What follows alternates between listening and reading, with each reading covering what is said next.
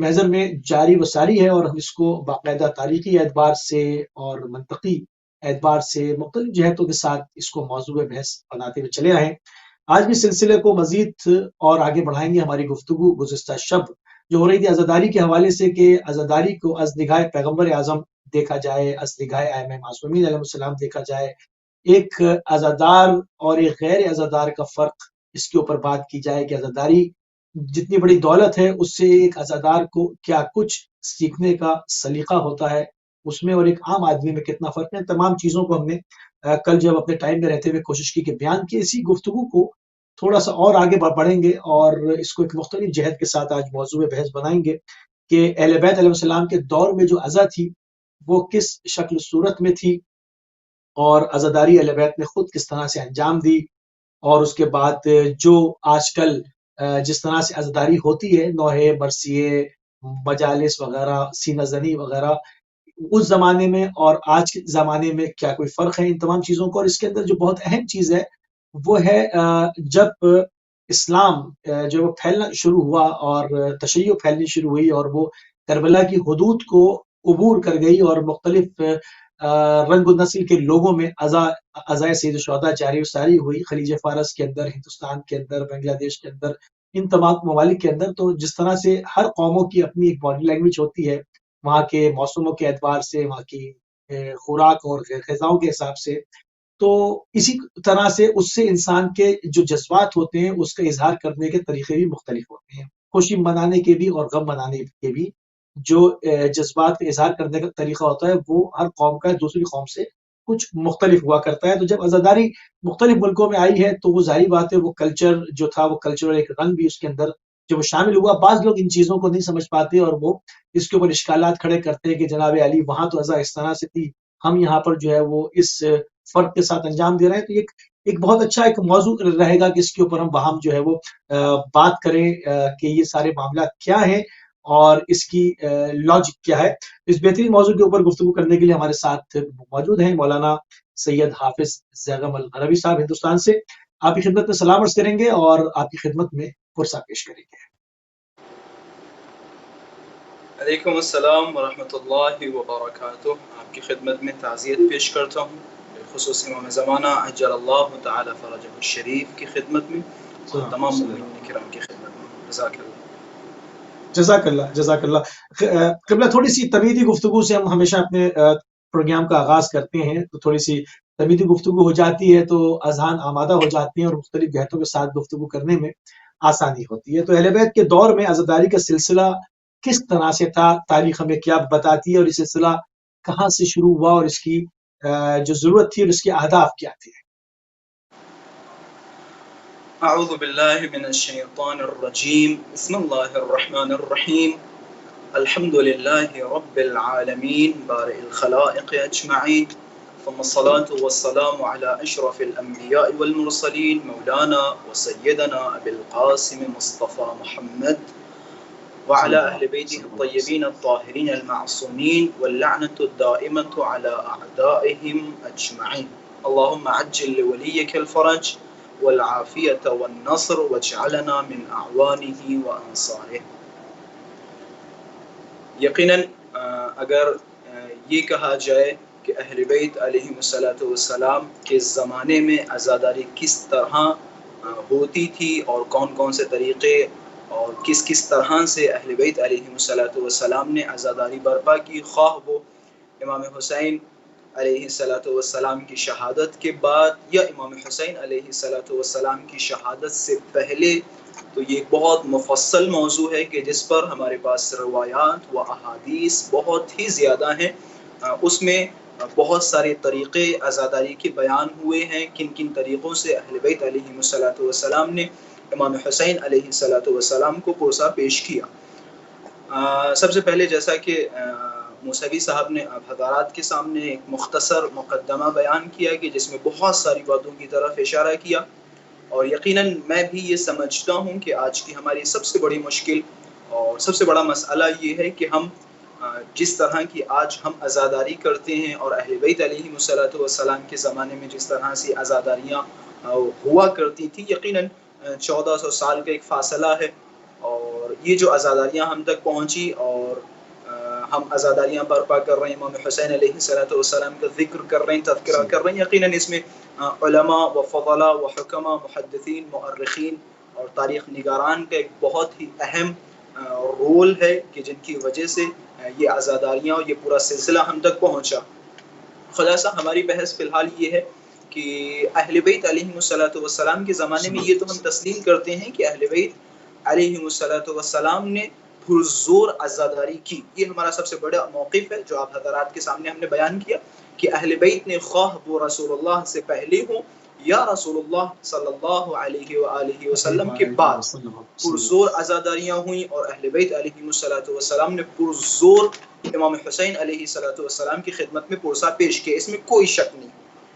اب اگر تھوڑا بہت اختلاف ہے تو وہ طریقہ عزا میں اختلاف ہے کہ کس طرح سے عزاداری پیش کی، کیا کیا چیزیں کرتے تھے اور کس کس طرح سے امام حسین علیہ السلام کو پرسا دیا کرتے تھے۔ جیسے مثلا آج ہم جو عزاداریاں کرتے ہیں تو عزاداریوں میں 50 قسموں کی عزاداریاں، صرف اگر آپ ایک مجلس برپا کریں تو اس مجلس میں آپ غور کریں، پہلے فرش عزا بچتی ہے، پھر تبرک کے انتظامات ہوتے ہیں، ایک عالم دین کا انتظام ہوتا ہے، ایک سوز خان کا انتظام ہوتا ہے، مرثیہ خان کا انتظام ہوتا ہے، پھر ایک پیش خانی کرنے والا ہوتا ہے، پھر خطیب آتا ہے، خطیب پڑھتا ہے، خطیب کے خاص انداز ہوتا ہے، پہلے وہ فضائل پڑھتا ہے، پھر مصائب بیان کرتا ہے، پھر دعا کرواتا ہے، پھر ماتم ہوتا ہے، ماتم کے بعد پھر سلام ہوتا ہے۔ یہ اس طرح کے پورا سلسلہ، میں معذرت آپ حضرات کے سامنے مثال دے رہا ہوں تاکہ واضح ہو جائے ہمارا ہدف اور موقف۔ تو یہ جو پورا سلسلہ ہے ہمارے یہاں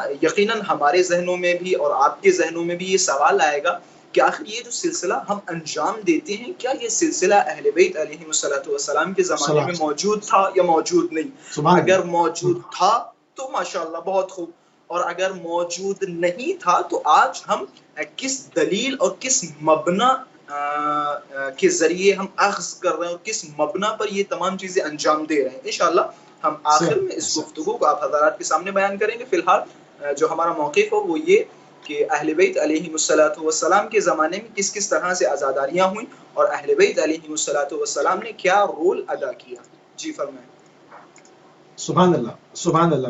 اہل بیت علیہ السلام نے کس طرح سے جو ہے وہ عزاداری کو خود انجام دیا کرتے تھے، اگر اس کے اوپر بات ہو جائے اور کچھ تاریخی حوالہ جات جو ہے وہ پیش ہو جائیں تو یہاں سے پھر اس موضوع کو تھوڑا سا اور کھولنے میں آسانی ہو جائے گی، تاکہ پھر ہم اس میں جو اور چیزیں ایڈ اپ ہوتی رہی ہیں اور اس پہ افادیت بھی ہے، کیونکہ انسان کے اندر ارتقا بھی ہے، نئی جنریشن آتی ہے، اس کے نئے سوالات ہوتے ہیں، اس کا سوچنے کا، سمجھنے کا، پوچھنے کا، سوال کرنے کا جو اسلوب ہے وہ پچھلی جنریشن سے یقیناً مختلف ہوتا ہے۔ سب سے پہلے اہل بیت علیہ السلام نے خود کس طرح سے عزاداری کی؟ جیسا کہ میں نے اپنے مقدمے میں آپ حضرات کے سامنے بیان کیا تھا کہ اس میں کوئی شک نہیں کہ اہل بیت علیہم السلام نے خواہ وہ امام حسین کی شہادت سے پہلے ہوں یا امام حسین کی شہادت کے بعد، اس میں کوئی دو رائے نہیں، اس میں کوئی شک نہیں کہ عزاداریاں تو ہوئی اور خوب زور و شور سے عزاداریاں برپا کی گئیں، اس میں کوئی شک نہیں۔ اب اگر ہم اس موضوع کو تھوڑا سا اور کھول دیں اور وضاحت کر دیں تو دو چار طریقے بھی بتا دیں گے کہ کس کس طرح سے انہوں نے عزاداریاں برپا کی اور کس کس ماحول میں عزاداریاں برپا کی۔ اگر ہم سلسلے وار گفتگو کریں تو میں یہ کہوں گا کہ سب سے پہلا عزادار خود خداوند متعال نے امام حسین کی عزاداری کی، میرا یہ دعویٰ ہے اور میں اس چیز کو ثابت کر سکتا ہوں۔ پھر اس کے بعد اگر آپ جائیں تو جناب جبرائیل نے کس طرح سے عزاداریاں کی اور عزاداری برپا کی اور امام حسین پہ گریا، یقیناً گریا عزاداری کا ایک حصہ ہے۔ امام حسین کی یاد، میرا ماننا یہ ہے کہ فقط یا حسین لبیک یا حسین وا ویلا، یہ تمام کے تمام عزاداری کے حصات ہیں۔ میں انشاءاللہ آخر میں یہ بحث رکھوں گا اور آپ سے بھی گزارش ہے کہ مجھے ضرور یاد دہانی کروائیں کہ جو آج ہمارے درمیان طریقے ہیں، اس طریقے جو ہم آج مختلف طریقوں سے عزاداریاں کرتے ہیں، اس پہ انشاءاللہ میں تھوڑی سی روشنی ضرور ڈالوں گا کہ آخر کیوں آج ہم کرتے ہیں اور اس وقت ہوتی تھی یا نہیں ہوتی تھی انشاءاللہ۔ تو پہلا ذاکر اور پہلا خطیب اور پہلے امام حسین کی عزاداری کرنے والا خود خداوند متعال ہے۔ جبرائیل کے حوالے سے آپ کو ملیں گے، پھر اسی طرح سے آپ جناب آدم کے حوالے سے دیکھیں، جناب آدم نے عزاداری برپا کی۔ میں جلدی اپنی بحث کو تمام کر رہا ہوں۔ پھر آپ آتے ہیں ہم اپنے دور میں یعنی امام حسین علیہ السلام یہ جو اسلام کے عروج کا دور ہے رسول اللہ صلی اللہ علیہ وآلہ وسلم کے دور میں یہ متفقہ مسئلہ ہے، خواہ وہ مانے یا نہ مانے، کیونکہ بہت ساری چیزیں ہیں جو ہوتی تو ہیں لیکن آدمی ماننے کو تیار نہیں ہوتا ہے۔ مثلا خداوند متعال کا وجود ہے، خداوند متعال نے اس دنیا کو پیدا کیا، خدا اس دنیا میں ہم سب کو رزق دے رہا ہے، پوری دنیا کو چلا رہا ہے، لیکن ایک شخص ہے جو کہہ رہا ہے کہ نہیں، خدا نے اس دنیا کو نہیں پیدا کیا، خدا رزق نہیں دے رہا ہے، خدا نے ہمیں نہیں بنایا، خدا دنیا کو نہیں چلا رہا ہے۔ تو ایک چیز کا ہونا اور نہ ماننا یہ دو الگ الگ مسئلے ہیں، دو الگ چیز، ایک چیز کا ہونا اور نہ ماننا یہ دونوں الگ الگ مسئلے ہیں۔ اگر کوئی شخص یا ایک فرقہ یا ایک جماعت یا کچھ لوگ کسی چیز کو نہ مانے تو اس کے نہ ہونے پہ دلیل نہیں ہے۔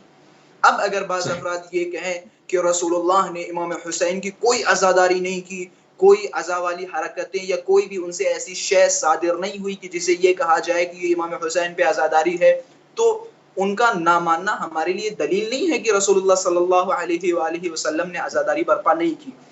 ہمارے یہاں متفقہ مسئلہ ہے، آپ اگر کتب اہل تسنن کی طرف رجوع کریں اور اسی طرح کتب اہل تشیع کی طرف رجوع کریں تو ہمارے یہاں دونوں کتابوں میں دونوں طرف کے علماء نے بیان کیا ہے کہ رسول اللہ صلی اللہ علیہ وآلہ وسلم امام حسین کے چہرہ مبارک کو دیکھ دیکھ کے بارہا روئے، بارہا گریہ کیا۔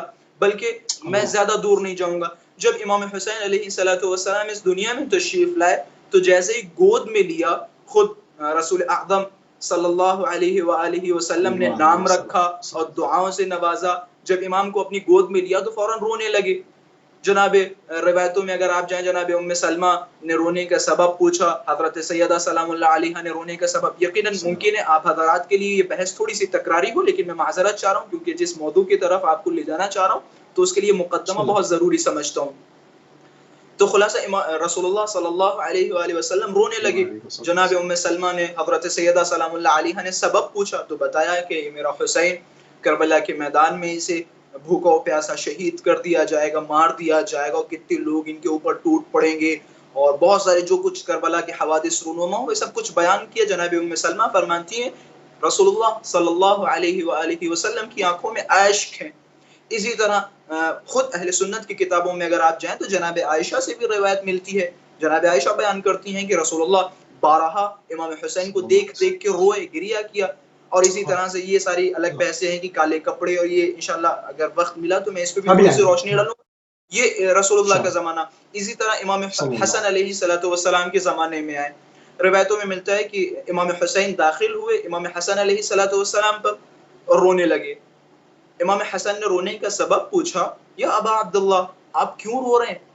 امام حسین علیہ السلام نے فرمایا میں رو رہا ہوں ان حوادث کو یاد کر کے، ان واقعات کو یاد کر کے جو عنقریب میں آپ پہ ٹوٹیں گے، آپ پہ پڑیں گے، یعنی آپ کو زہر دیا جائے گا، آپ پہ ظلم و ستم ڈھائے جائیں گے، آپ کے جنازے کی بے حرمتی ہوگی۔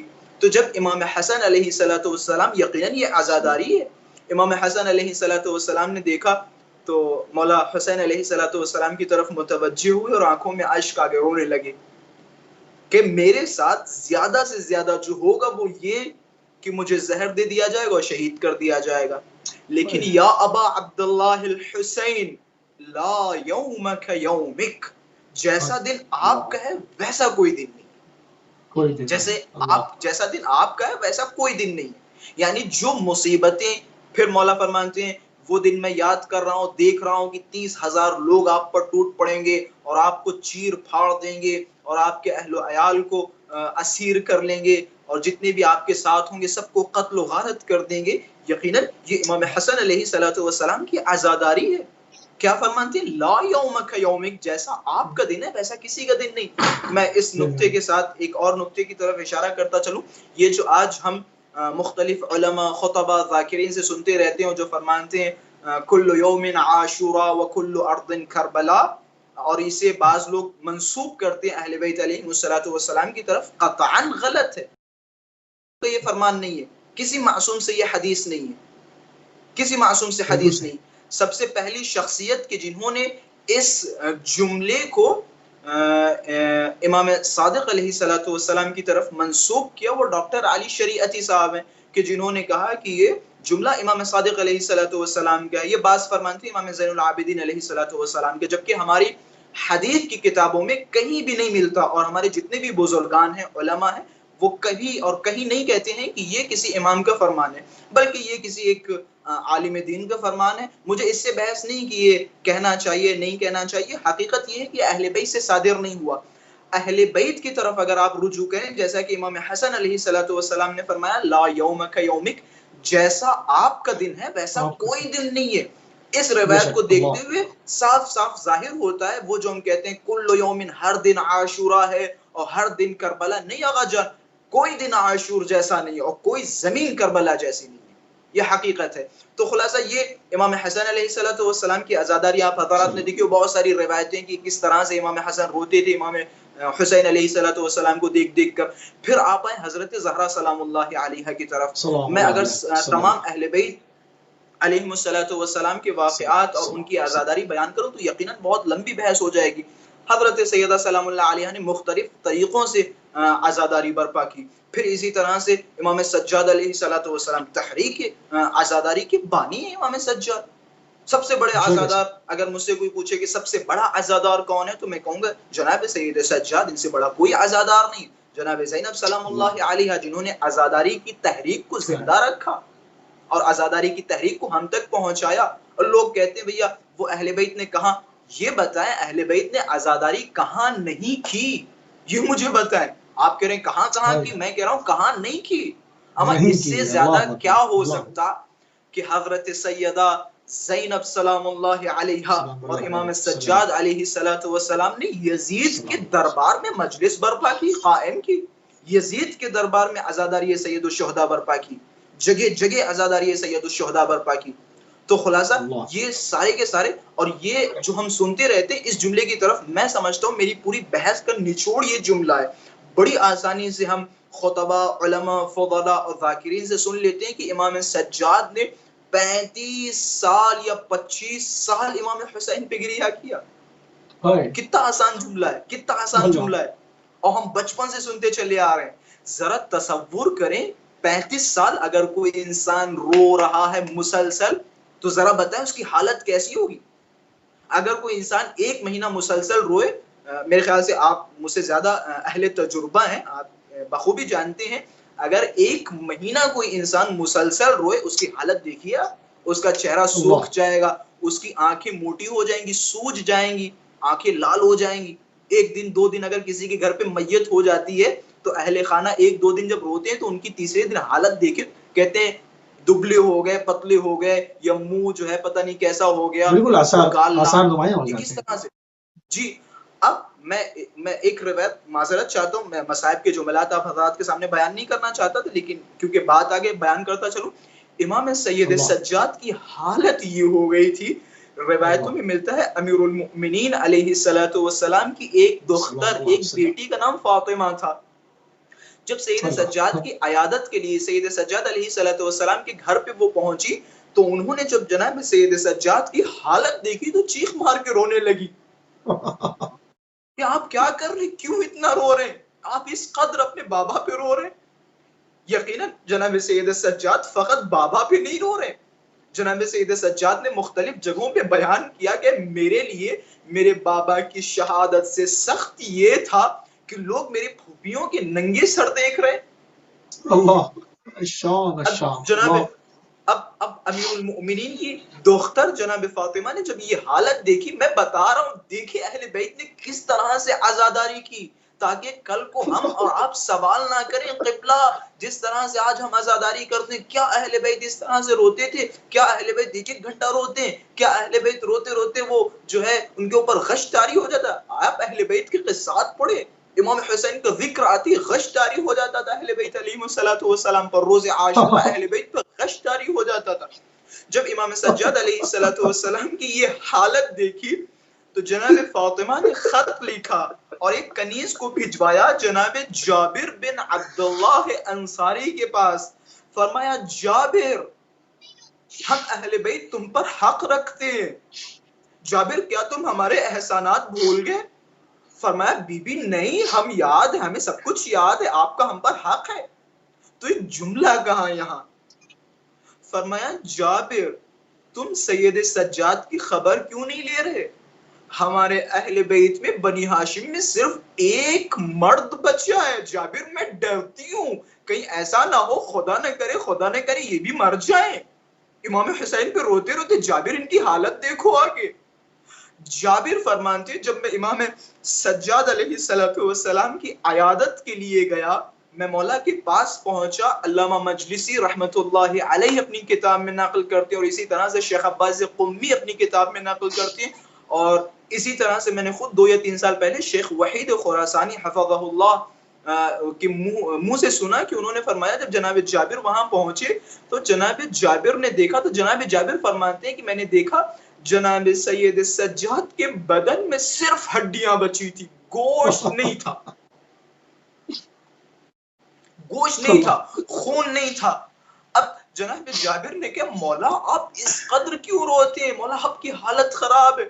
جناب فاطمہ سے فرمایا، جناب فاطمہ کو مخاطب کر کے فرمایا کہ بی بی آپ جائیں فلاں فلاں کسی جانور کا نام، کسی پرندے کا نام بتایا کہ اس پرندے کو لے کے آئیں اور جناب سید سجاد کو مہینہ ہفتہ 1.5 ہفتہ انہیں کھلائیں تاکہ ان کے بدن میں تھوڑا سا گوشت آ سکے اور تھوڑا سا خون میں اضافہ ہو جائے۔ روایتوں کے جملے، اب میں کیونکہ پوری اس روایت کو مکمل کرتا چلوں، حالانکہ میری بحث یہاں پہ مکمل ہو چکی لیکن مکمل کرتا چلوں، کہتے ہیں جب وہ گوشت لے کے آیا گیا اس پرندے کا اور جناب سید سجاد نے کنیز کے حوالے کیا، اب جب اس کنیز نے اسے ذبح کیا، اس کے گوشت کو کسی کونے میں صاف کر رہی تھی، اور جیسے ہی صاف کرتے ہوئے جناب سید سجاد کا گزر ہوا، اس گوشت کی طرف دیکھا، جناب سید سجاد پھر رونے لگے، روتے روتے زمین پہ بیٹھ گئے۔ تو پوچھنے والے نے پوچھا کہ مولا کیوں رو رہے ہیں؟ کہ میں نے جب اسے دیکھا تو مجھے کربلا کے اوریان بدن یاد آ گئے، کس طرح سے میرے بابا کا لاشا عاشورے کے بعد اوریان کھا کے کربلا پہ پڑا تھا، کس طرح سے میرے بھائیوں کے لاشے کھا کے کربلا پہ پڑے تھے، کس طرح سے میں نے ننھے اصغر کے لاشے کو کھا کے کربلا پہ دیکھا، وہ مجھے بدن یاد آ گئے۔ تو عزیزان محترم، سامعین کرام، ناظرین کرام، اہل بیت شدید گریہ فرماتے ہیں امام حسین علیہ السلام کے لیے، اہل بیت شدت سے عزاداری برپا کرتے ہیں۔ میں سارے قصات و واقعات فی الحال نہیں بیان کروں گا، بس میں امام صادق علیہ السلام کی طرف اشارہ کرتا چلوں، اور میں مؤمنین سے مخاطب ہوں، مؤمنین جانے کہ اہل بیت کو ہم سے کتنا لگاؤ ہے اور ہمارا عاشورہ سے کیا رشتہ ہے، یہ ہمیں پتہ چلے گا۔ روایتوں میں ملتا ہے یہی ماہ محرم کے جن میں ہم عزاداریاں برپا کرتے ہیں۔ راوی فرماتے ہیں، کہتے جب ہم مشکوک ہو جاتے تھے کہ محرم کا چاند نکلا یا نہیں نکلا تو ہم بنی ہاشم کے دروازوں پہ جاتے تھے، اور اگر ہمیں رونے کی آوازیں لگتی تھی تو ہم سمجھ جاتے تھے کہ محرم کا چاند نمودار ہو چکا ہے۔ اسی طرح ایک روایت آپ حضرات کے سامنے بیان کرتا چلو، روایتوں میں ملتا ہے امام صادق علیہ السلام جیسے ہی ماہ محرم کا چاند دیکھتے تھے تو فوراً رونے لگتے تھے۔ تو ایک صاحب امام صادق علیہ السلام کے پاس ہے اور بڑے مؤدب اور بڑے احترام کے ساتھ عرض کیا کہ سیدی جعلت فداک، مولا میں آپ پہ قربان ہو جاؤں، ان المیت یجلسون له بعد موته، کہ میت کے اوپر گریہ کیا جاتا ہے جب اسے قتل کر دیا جائے، اس کے بعد ہم میت پہ گریہ کرتے ہیں، یا جب اسے شہید کر دیا جائے یا وہ مر جائے تو اس کے بعد ہم گریہ کرتے ہیں، روتے ہیں۔ فرماتے ہیں ولیکن اراکم انتم و شیعتکم، یہاں جملہ دیکھیں ناظرین کرام، ہم اور آپ اپنی قدر جانیں کہ اہل بیت کے ساتھ ہمیں جوڑا جانا یقیناً ہمارے لیے باعث فخر ہے کہ کوئی شخص کہے کہ مولا آپ اور آپ کے شیعہ رونے لگتے ہیں امام حسین علیہ السلام پر من اول شہر، محرم کی پہلی تاریخ سے، کہ جبکہ میت کے اوپر مرنے کے بعد رویا جاتا ہے، قتل کے بعد رویا جاتا ہے۔ یعنی وہ کہنا یہ چاہ رہا ہے مولا ابھی تو عاشور باقی ہے، عاشور میں جب امام حسین کی شہادت ہوئی آپ عاشور والے دن گریہ کریں، 11 محرم کو گریہ کریں، لیکن مولا یہ کیا قصہ ہے، آپ 1 محرم سے رونے بیٹھ جاتے ہیں۔ تو امام صادق علیہ السلام نے فرمایا کہ تم نہیں جانتے ہو کہ اے شخص، اے فلاں، اذا حل ہلال محرم، جیسے ہی ماہ محرم کا چاند نمودار ہوتا ہے، نشرت الملائکۃ ثوب الحسین فی السماء، کہ جیسے ہی محرم کا چاند نمودار ہوتا ہے تو ملائکہ امام حسین علیہ السلام کے کرتے کو آسمانوں میں لہرانا شروع کر دیتے ہیں. اس کرتے کی حالت یہ ہے کہ وَهُوَ مُخَرِّقٌ مِّن ضَرْبِ السُّيُوفِ وَمُلَطَّخٌ بِالدِّمَاءِ. اس کرتے کی حالت یہ ہے کہ وہ کرتا تلواروں کی ضربتوں سے پارا پارا ہے اور خون میں آلودہ ہے، خون میں ڈوبا ہوا ہے، کہ ملائکہ اس کرتے کو اول محرم یعنی جیسے محرم کا چاند نمودار ہوتا ہے تو اس کرتے کو آسمانوں میں لہرانا شروع کر دیتی ہیں. اب دیکھیں یہاں سے جملہ، وہ شیعیان حیدر کرار، وہ امام حسین کے چاہنے والے، وہ افراد جو اپنے آپ کو حسینی سمجھتے ہیں، وہ دیکھیں امام صادق نے ہمیں کن لمحات میں اور کن صفات کے ساتھ یاد کیا ہے. حضرت نے فرمایا جیسے وہ لہرانا شروع کر دیتے ہیں، فَنَرَاهُ نحن وشیعتنا، پس ماہ محرم کی پہلی تاریخ کو ہم اور ہمارے شیعہ اس پھٹے ہوئے کرتے کو دیکھتے ہیں، آنکھوں سے نہیں دیکھتے، آنکھوں سے نہیں دیکھتے، بالبصیرہ لا بالبصر، بصیرت کے ذریعے سے دیکھتے ہیں، آنکھوں سے نہیں دیکھتے. گویا ہم بھی اول محرم امام حسین کے اس خون آلودہ کرتے کو دیکھتے ہیں. فتنفجر دموعنا، پس ہماری آنکھوں سے آنسو بہنے لگتے ہیں، پہلی محرم سے ہماری آنکھوں میں آنسو بہنے لگتے ہیں. یہ دیکھیں اہل بیت علیہم السلام کی عزاداری ہے. اس طرح سے اہل بیت علیہم السلام نے امام حسین کو پرسا دیا. امام صادق علیہ السلام کے بارے میں ملتا ہے کہ پہلی محرم سے رونا شروع کر دیتے تھے، اور جیسے عاشورے کا وقت قریب آتا تھا تو امام اہل خانہ کے ساتھ اماموں کو سروں سے اتار دیتے تھے، اہل خانہ کے ساتھ روتے تھے. کنیز فرماتی کہ مولا اتنی شدت سے رو رہے تھے کہ مولا پہ غش طاری ہوا، میں پانی لے کے گئی، مولا کے چہرے پہ پانی ڈالا، مولا کو پانی دیا. پھر تھوڑی دیر کے بعد مولا نے پھر ایک چیخ لگائی اور فرمایا کہ یہی وہ وقت ہے جس وقت میرے جد حسین کو کربلا کی جلتی ہوئی خاک پہ شہید کیا گیا تھا. تو یہ عزاداریاں عزیزان محترم اہل بیت علیہم السلام، خاص کر وہ ہستیاں جو امام حسین کے بعد آئیں، انہوں نے شدت سے امام حسین پہ عزاداری کی، شدید امام حسین پہ گریہ کیا. آج جس دور میں اپنی بحث کو مکمل کر رہا ہوں، یقیناً بحث کافی طولانی ہو گئی، آج ہم جس دور میں زندگی بسر کر رہے ہیں وہ دور ہمارے اور آپ کے آخری امام کا امام زمانہ. سب کچھ چھوڑیں، تمام روایتوں کو چھوڑیں، تمام قصات کو چھوڑیں. میں قصے کہانیاں آپ حضرات کے سامنے نہیں بیان کر رہا ہوں، معتبر روایات بیان کر رہا ہوں. زیارت ناحیہ معتبر زیارت ہے، روز عاشورہ ہم پڑھتے بھی ہیں اور جگہ جگہ جملات بھی ہم نقل کرتے ہیں، سلام ہو سلام ہو سلام ہو. یہ زیارت ناحیہ کے جملات ہیں جو امام زمانہ اجل اللہ تعالی فرجہ الشریف کی زبان مبارک سے صادر ہوئی. اس زیارت کو پڑھے. میں خصوصاً جو ہم سے فی الحال جوان متصل ہیں اہل بیت ٹی وی کے ذریعے سے، میں پوری دنیا میں یہ پیغام دینا چاہ رہا ہوں، آپ حضرات کوشش کریں زیارت ناحیہ محرم الحرام میں ضرور پڑھیں، کوشش کریں بار بار پڑھیں، یقیناً ہمارے لیے مصائب میں. اور جملات دیکھیے امام زمانہ کی. میں صرف 2 جملے اس زیارت سے آپ حضرات کے سامنے بیان کروں گا، پھر انشاءاللہ اگلے سوال کی طرف چلیں گے. اس زیارت میں جو امام زمان فرماتے ہیں، اب دیکھیں میں صرف اسی کو بیان کر کے میرے خیال سے پورا مطلب اور پورا مقصد آپ تک پہنچ جائے گا.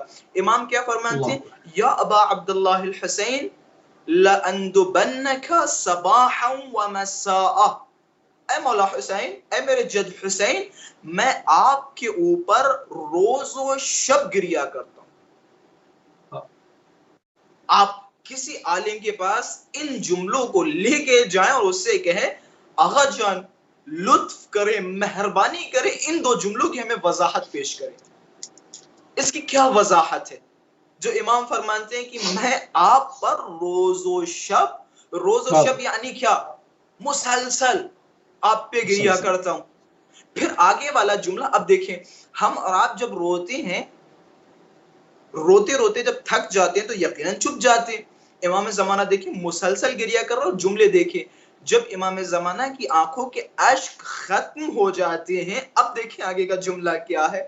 یا ابا عبداللہ الحسین لأبکین علیک بدل الدموع الدما، جب ہمارے یہ آنسو، امام زمان فرما رہے ہیں، جب میرے یہ آنسو خشک ہو جاتے ہیں تو میں ان آنسوؤں کے بدلے آپ پر خون روتا ہوں. خود روتا ہوں. اللہ اس سے سخت جملہ نہیں ہو سکتا. یا اور عبد اس سے اللہ میرے یا خیال سے اس سے زیادہ میں بیان بھی نہیں کر سکتا کہ اہل بیت کتنی عزاداری کرتے تھے اور کیسے کیسے عزاداری کرتے تھے. میں اس سے زیادہ نہیں بیان کر سکتا. یہ اہل بیت اللہ علیہ السلام کی امام حسین علیہ السلام کے لیے عزاداری اتنی پرزور اور شدت کے ساتھ اہل بیت علیہ السلام نے امام حسین علیہ السلام کی خدمت پہ پرسہ پیش کیا. سبحان اللہ سبحان اللہ. تھوڑا سا اور اپنے موضوع کو کھولتے ہیں بہت ہی عمدہ طریقے کے ساتھ. اس منظر کو، اس کیفیتوں کو بھی آپ نے پیش کر دیا، نہ صرف کہ تاریخ میں جو حوالہ جات لکھے، جو مورخین نے لکھا، جو محدثین نے لکھا، نہ صرف وہ پیش کیا بلکہ اس کی منظر کشی بھی آپ ساتھ میں فرما گئے کہ انسان جب تک اس منظر میں نہ داخل ہو جائے، اس کیفیت میں نہ داخل ہو جائے، جب تک اس کو وہ تمام چیزوں کو قریب سے سمجھنے میں دشواری رہتی ہے. تھوڑا سا بات کو آگے بڑھائیں گے کہ جو ہم اس وقت عزاداری کر رہے ہیں، جس میں مجالس ہوتی ہیں، نواخوانی ہوتی ہے، مرثیہ گزاری ہوتی ہے، یا سوز خوانی آپ کہہ لیں، یا اس کے بعد جو ہم شاعرات ہیں، جس طرح سے ہم ماتم کرتے ہیں، یا تماشا زنی ہوتی ہے، قیامت کے جو مصائب ہوتے ہیں، کالے کپڑے پہنے جاتے ہیں اور تاکہ اس سے دنیا کو بتایا جائے کہ ہم سیاہ جو ملبوس میں ہیں، ہم نے جو سیاہ لباس زیب تن کیا ہوا ہے، اس کی وجہ کیا ہے. آخر سر سے پیر تک ہم جو سیاہ لباس کے اندر ہیں. ان تمام چیزوں سے ہم جو استشارہ لیتے ہیں، جو کہ دنیا کو بتانے کے لیے. تو یہ اہل بیت علیہ السلام کے زمانے میں کیا اس زمانے میں کس صورت سے تھا، اور آج یہ جو ہے جو موجودہ صورت ہے، اس میں کوئی تقابل دیکھتے ہیں؟ معاملہ کیا ہے؟ اچھا، اس میں میرے خیال سے کیونکہ میری نظر میں عزاداریوں کو جتنی بھی چیزیں آپ نے بیان فرمائی، وہ چاہے ماتم ہو، نواخوانی ہو، سینہ زنی ہو، یا پھر مجلس پڑھنا ہو، یا جو ہم آج آپ کے ساتھ جو ہم یہ ٹی وی شو بھی کر رہے ہیں، یہ بھی میرے خیال سے، بلکہ خیال کا یقین حتمی و پکی بات ہے، یہ بھی عزاداری کا ایک حصہ ہے، اس میں کوئی شک نہیں. بے شک. تو یہ ساری چیزوں کو میں روک کے اپنے مقدمے کی طرف آؤں، جسے میں ان تمام چیزوں کو مقدمہ سمجھتا ہوں، وہ کالا لباس. کالے لباس سے میں اللہ شروعات کرتا ہوں. کالا لباس، جیسا کہ میں نے اسی اپنی بحث میں ایک اشارہ کیا، تو میں نے کہا تھا کہ انشاءاللہ آگے جواب دوں گا اس کا. کالا لباس اگر آپ رسول اللہ کے زمانے میں جائیں تو آپ کو رسول اللہ کے زمانے میں بھی ملے گا، اور اس پہ میں نے ایک مقالہ بھی لکھا تھا، کافی ماشاءاللہ سے علماء کے درمیان اور ہماری عوام کے درمیان مقبول بھی ہوا تھا. کالا لباس اہل تسنن اور اہل تشیع کی نظر میں، تو ہم نے اس میں اہل سنت کی تقریباً جتنی بھی روایات بیان کی کوشش یہ تھی کہ اہل سنت کی کتابوں سے اس میں روایت بیان کی جائے، اور الحمدللہ سے مقبول بھی ہوا. تو ہم نے اس میں یہ بھی بیان کیا تھا کہ اگر کالے لباس پہ جائیں تو گویا یہ کالا لباس صرف اور صرف امام حسین علیہ السلام سے مختص نہیں ہے، بلکہ کالا لباس ایک علامت ہے مصیبت کی، حزن کی، اندوہ کی، غم کی. بلکہ اور میں اسے مزید واضح کر دوں، کالا لباس علامت ہے احتجاج کی. آپ نے اللہ. اگر حالات حاضرہ سے واقف ہیں ہمارے ناظرین اور سامعین، تو آپ لوگوں نے دیکھا ہوگا بہت ساری جگہوں پہ جب احتجاج ہوتے ہیں تو وہ کالی پٹیاں اپنے ہاتھوں پہ باندھ بالکل لیتے ایسے. ہیں، یا کالی پٹیاں اپنے سروں پہ باندھ لیتے ہیں. تو گویا یہ علامت ہے کہ کوئی ایسا کام ہوا ہے، اس کام سے ہم راضی نہیں ہیں، ہم اس کام پہ احتجاج کر رہے ہیں. تو کالا لباس بہت ساری علامتیں اور بہت ساری علتوں کا حامل ہے. اولاً یہ جو ہم کالا لباس پہنتے ہیں، اس سے آ رہی کہ اہل بیت علیہ السلام نے پہنا یا نہیں پہنا. میں نے بیان کر دیا کہ رسول اللہ کے زمانے میں بھی تھا، امام حسن علیہ السلام کے، اور اسی طرح اہل بیت کے زمانوں میں تھا، اور بہت ساری شہادتوں پہ کالے لباس پہنے گئے. جناب ام سلمہ نے کالا لباس پہنا، جناب حمزہ کی شہادت پہ کالا لباس پہنا گیا، جناب جعفر طیار کی شہادت پہ کالا لباس پہنا گیا، امام حسن علیہ السلام کی شہادت پہ کالا لباس پہنا گیا. اور کربلا کے بعد کالے لباس کا ایک بہت لمبا سلسلہ ہے، جو ہم میرے خیال سے آپ حضرات کے لیے واضح و روشن ہوگی، اس پہ روشنی ڈالنے کی زیادہ ضرورت نہیں ہے. لیکن اگر ہم دنیاوی طور طریقے سے دیکھیں تو دنیا میں اگر آج ہم کالا لباس پہنتے، یا آپ نے دیکھا ہوگا کہ جب بھی کوئی مر جاتا ہے تو اس کے غم میں اگر کوئی ڈوبے ہوتے، یہ جو کرکٹ ٹیمیں یا فٹ بال ٹیمیں، آپ حضرات نے غور کیا ہوگا، اگر ان کا کوئی ایک فرد مر جاتا ہے تو ٹیم جب میدان میں آتی تو وہ کالی پٹیاں اپنے ہاتھوں پہ باندھ دیتی ہیں. گویا وہ لوگوں کو بتانا چاہ رہے ہیں.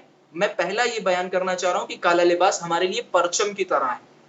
آپ نے دیکھا کہ وہ لوگ اپنے ہاتھوں پہ پٹیاں باندھ لیتے ہیں تاکہ لوگوں کو بتائیں کہ ہم اس کے غم میں شریک ہیں. ایک تو یہ کہ ہم اس کے غم میں شریک ہیں. اسی طرح سے کالا لباس احتجاج کی علامت ہے.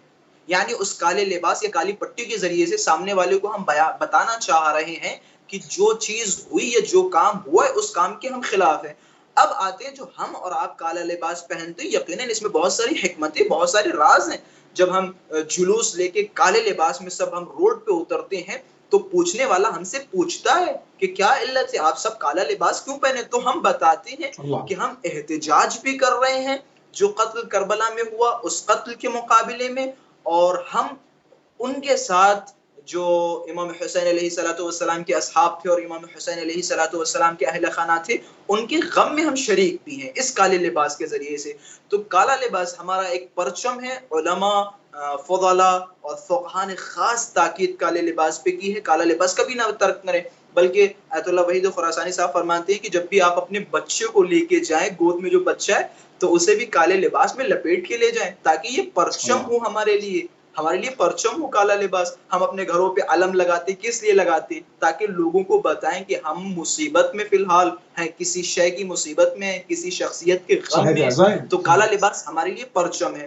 اب آتے ہیں نوحہ خوانی یا مرثیہ خوانی، یا جو ہم مجلسوں میں روتے ہیں یا مجلسیں برپا کرتے ہیں یا اپنے سینوں پہ ہاتھ مارتے ہیں، گالوں پہ تمانچے مارتے ہیں۔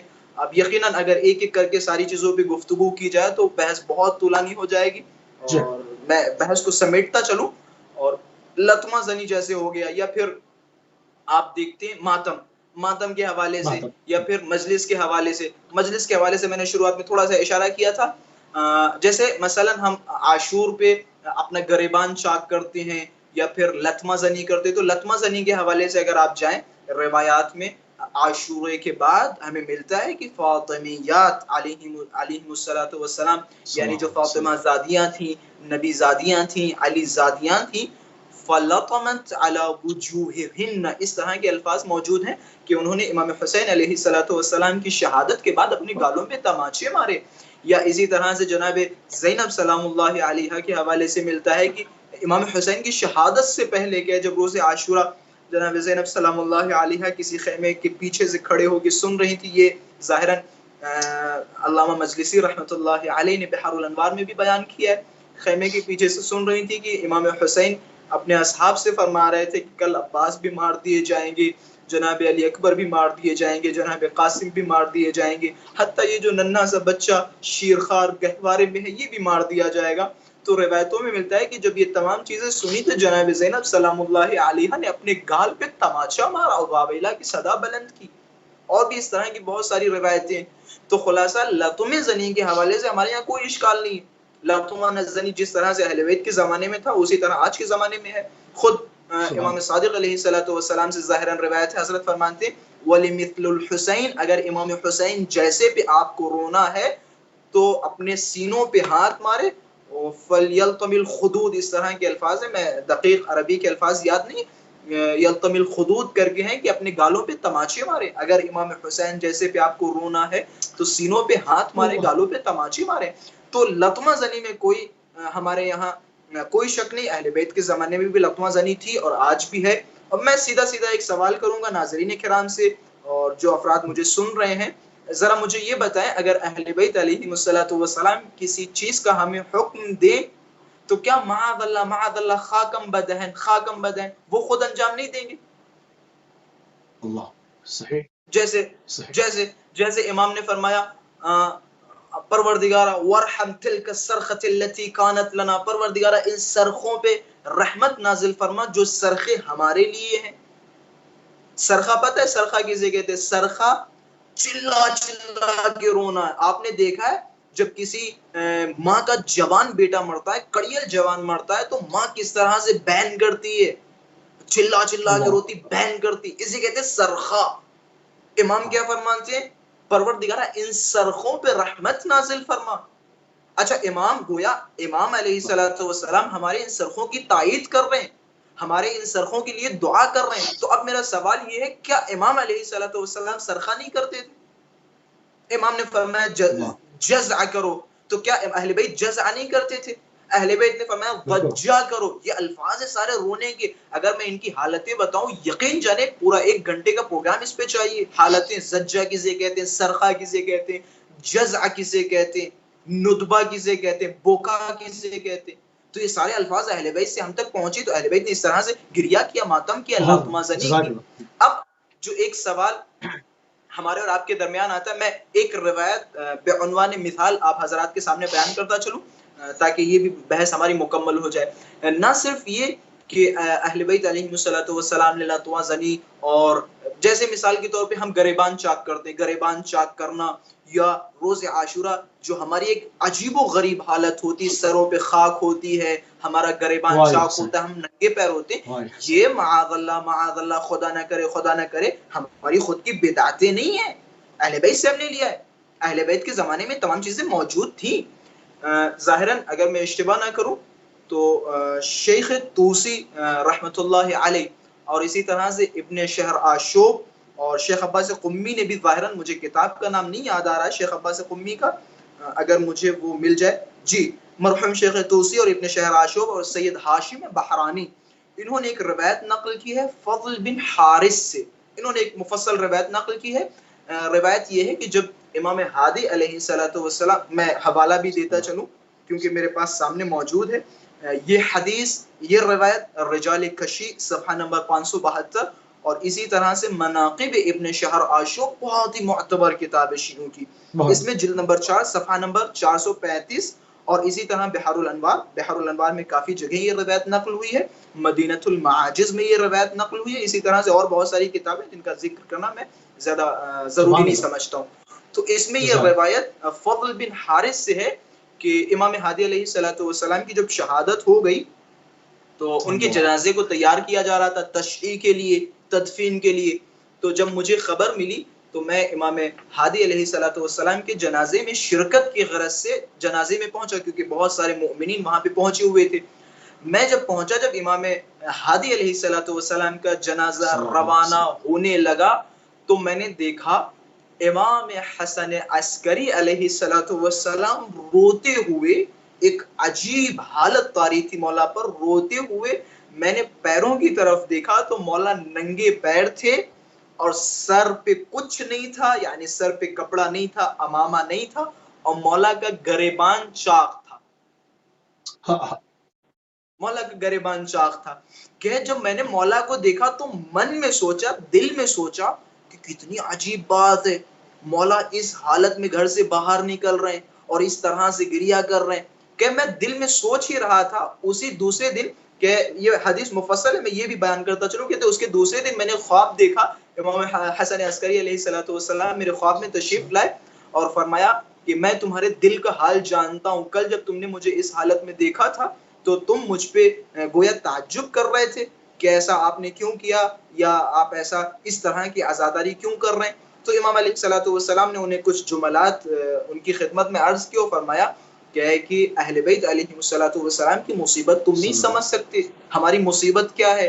ہم گویا جب روتے ہیں یا اپنا گریبان چاک کرتے ہیں تو ہم معاذ اللہ خدا کی قضا پہ یہ نہ سوچیں کہ ہم خدا کی قضا پہ راضی نہیں, ہم خدا کی قضا پہ راضی ہیں, لیکن مصیبت, رونا یا رلانا, یہ انسان کی طینت میں شامل ہے, انسان کی فطرت میں شامل ہے. پھر مولا نے کچھ اور الفاظ, میں اس کو ختم کروں, پھر کہتے ہیں کہ جب امام حسن عسکری علیہ السلام کو اس حال میں ایک صاحب نے دیکھا تو بڑے بد اخلاق تھے, بڑے بدتمیز قسم کے آدمی تھے. وہ امام کی خدمت میں آئے, جن کا نام تقریباً اگر میں اشتباہ نہ کروں ابو العین, اس طرح سے ان کی کنیت بیان کی گئی, ابو العین کے نام سے وہ مشہور تھے.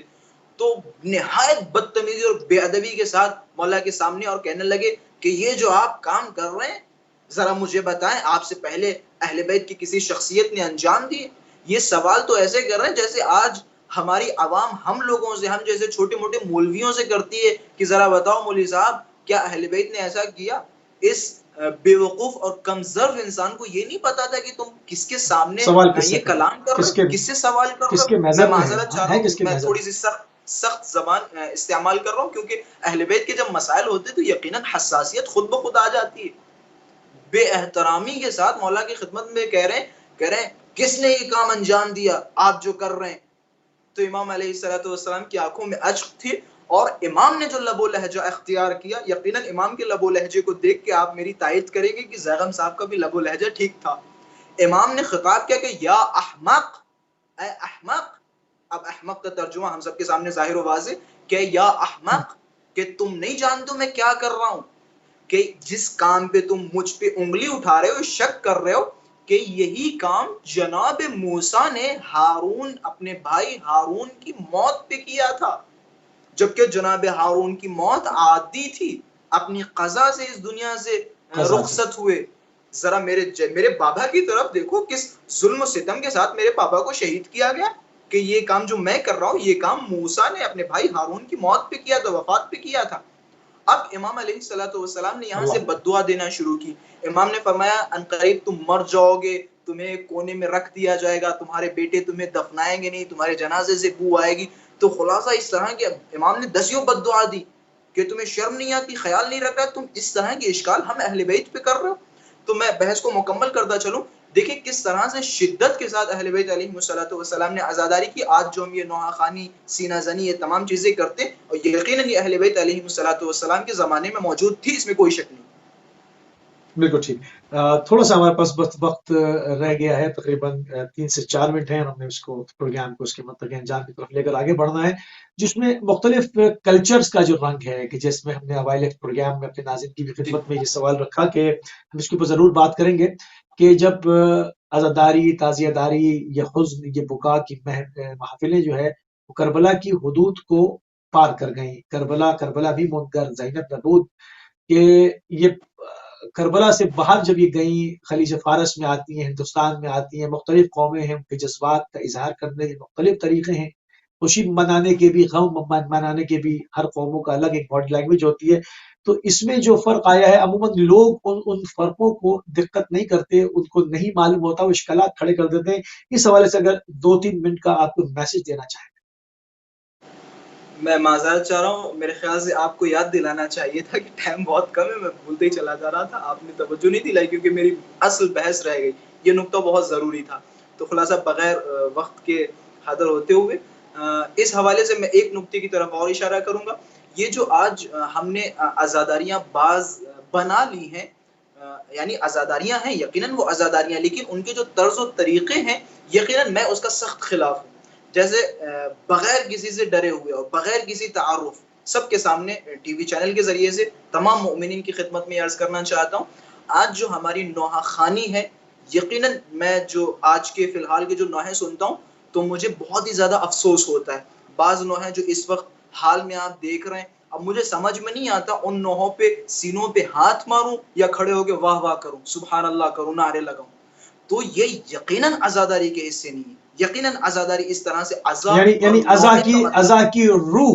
عزا کی روح موجود ہونی چاہیے، عزا کی روح مت نکالی جائے۔ جی، عزا کی روح ہے گریا کرنا، عزا کی روح ہے رونا۔ ماتم در حقیقت ایک رونے کی ایک شکل ہے ماتم، یعنی انسان اتنا زیادہ رونے لگے، روتے روتے ایسے سے ماتم کرنے لگے، مارنے لگے۔ ماتم در حقیقت رونے سے زیادہ شدید ہے۔ آج میں دیکھتا ہوں چہرے پہ مسکراہٹ ہے اور ہنس رہے ہیں۔ میں ابھی دیکھ رہا تھا حال میں، ابھی اپنے وطن میں اطراف میں، تو دیکھ رہا ہوں منہ میں سب کے گٹکا بھرا ہوا ہے، پتہ نہیں کیا، پان تمباکو، ساری چیزیں، اور ماتم کر رہے ہیں۔ اس کی اصلاح ضروری ہے، اس کی اصلاح ضروری ہے، صحیح بات۔ جی یقیناً، میں سب سے پہلے نوحہ خانوں کی خدمت میں گزارش کروں گا کہ پلیز مہربانی کریں، عزاداری کی روح کو خراب نہ کریں۔ آپ کو اگر قصیدے نکالنے ہیں تو یقیناً آپ قصیدوں کی ایک الگ شکل ہے، آپ اس میں ماتم نہ لگائیں، آپ اس قصیدوں کی شکل میں آپ جو ہے نکالیں، ہم خوب سنیں گے، ہمیں خوب اچھا لگتا ہے مولا کی مدح سننے میں، ہم خوب سنتے ہیں، لیکن نوحوں کو اگر آپ قصیدے بنا دیں تو یقیناً اور بالکل ہم اس کے خلاف ہیں۔ اور نوحوں میں جو آج ایک میں بعض نازیبہ الفاظ استعمال نہیں کرنا چاہتا ہوں کہ ایک طرح کی شوٹنگ یا ماڈلنگ جس طرح سے ہو رہی ہے، لوگ بن کے اور پتہ نہیں کیا سے کیا کر کے، میں اس کے سخت خلاف ہوں۔ عزا کی شکل میں رکھا جائے۔ اب میں ایک نقطے آخری کی طرف اشارہ کرتا چلوں، یہ جو ہماری عزاداریاں ہیں، پوری دنیا میں مختلف طریقے سے عزاداریاں ہیں، یقیناً ہر جگہ کے ایک طریقہ ہے، ہر جگہ کے ایک طریقہ اور ہر جگہ کی ایک انداز ہے۔ اس پہ یقیناً بہت ہی زیادہ وقت طلب کرتا ہوں کیونکہ تاکہ اس کو اور، لیکن ابھی فی الحال وقت نہیں، تو میں صرف ایک مثال دے دوں اور آپ کی زحمتیں تمام۔ آیت اللہ صافی کے سامنے کچھ لوگ بیٹھے ہوئے تھے، اس وقت ایک ویڈیو وائرل ہو رہی تھی، آپ نے دیکھا ہوگا کہ کچھ لوگ ایسے ایسے پتھر مار رہے تھے اور گھوم رہے تھے۔ सोशल मीडिया पे बड़ी वो वीडियो वायरल हुई और लोगों ने उसके नीचे कमेंट किए, कोई गालियां दे रहा है, कोई कह रहा है ये देखो मस्खराबाजी कर रहे हैं, मौला की तौहीन कर रहे हैं। वो पता नहीं दुनिया के किस खित्ते की वीडियो थी। हमारी ज़बान में तो उन्हें कहते हैं आदि मानव, ये जो जंगलात में रहते हैं। तो ये वीडियो साफ़ी गुलपैगानी साहब के पास पहुंची, क़ुमुल मुक़द्दसा की बहुत बड़ी शख्सियत है। तो साफ़ी साहब ने उस वीडियो को देखा तो उनसे पूछा कि क़िबला इसके बारे में क्या फरमाएंगे? तो उन्होंने 3 सवाल किए कि ज़रा मुझे ये बताओ, जब ये पत्थर मार रहे हैं, इनका हदफ क्या है? क्या इनका हदफ आज़ादारी है? कि अच्छा। दूसरा सवाल, क्या जब ये पत्थर मार रहे हैं, किसी को याद कर रहे हैं? कह रहे हाँ, किसी को याद कर रहे हैं। कि किसको याद कर रहे हैं? कि इमाम हुसैन अलैहिस्सलातु वस्सलाम को। कि अच्छा, ये जब पत्थर मार रहे हैं, ये रो रहे हैं या हंस रहे हैं? कि क़िबला रो रहे हैं। तो साफ़ी साहब ने कहा तमाम, कि खल्लास तमाम, कि ये इनकी आज़ादारी है, कि ये इनकी आज़ादारी है। तो हर इंसान की आज़ादारी के तरीके अलग है। तशना रह गए और इसके ऊपर इंशाअल्लाह अय्याम अज़ा है, परवरदिगार ने ज़िंदगी दी तो उसके ऊपर अभी और बात करेंगे। आपके इंतहाई मशकूर हैं और ममनून हैं कि आपने एक मरतबा फिर अहले बैत टीवी को अपना कीमती टाइम दिया। जज़ाकल्लाह। तमाम हज़रात का, बिलख़ुसूस पूरी टीम का, मौला आप सबको सलामत रखे, आबाद रखे, खुश रखे और दिन दुगनी और रात चौगनी इस चैनल को तरक्की अता फरमाए। जज़ाकल्लाह। सलाम। जी नाज़रीन, आप समाअत फरमा रहे थे मौलाना हाफिज़ सैयद ज़ैनब अल-गरवी साहब को हिंदुस्तान से। हमारा मौज़ू करबला और असर हाज़िर, इसके ज़िम्न में हमारी गुफ्तगू का सिलसिला जारी विसारी है और पूरी कोशिश कर रहे हैं कि मुख्तलिफ जहतों के साथ इस आज़ादारी की अज़ीम जो बरकत है, अज़ीम जो नहज़त है, इसको मुख्तलिफ जहतों के साथ जो है खोला जाए। तारीख़ भी इसमें शामिल हो, मंतक़ भी शामिल हो, इसके अंदर अदल्ले कुरानी भी शामिल हो। तमाम चीज़ों का जो है वो मजमुआ जो है वो आपके सामने हम कोशिश करते हैं कि अपने इस प्रोग्राम के ज़रिए से पेश करें। बहरहाल इस वक़्त हमारे प्रोग्राम का वक़्त तमाम हुआ।